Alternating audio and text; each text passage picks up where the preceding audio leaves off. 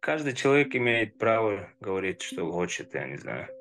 Многое, может быть, не понравится то, что я говорю. И мне тоже, может быть, многое не нравится то, что кто-то говорит.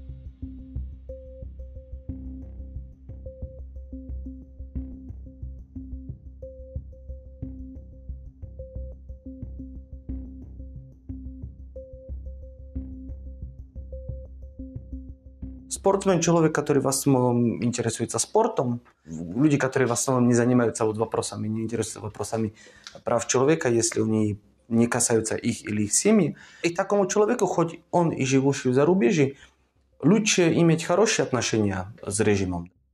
Даже если вы спортсмен и не особо любите этот режим и живете в зарубежье, то вам не нужно идти в конфликт с режимом, именно потому, что у вас там есть семья, да, и вы не хотите навредить своей семье.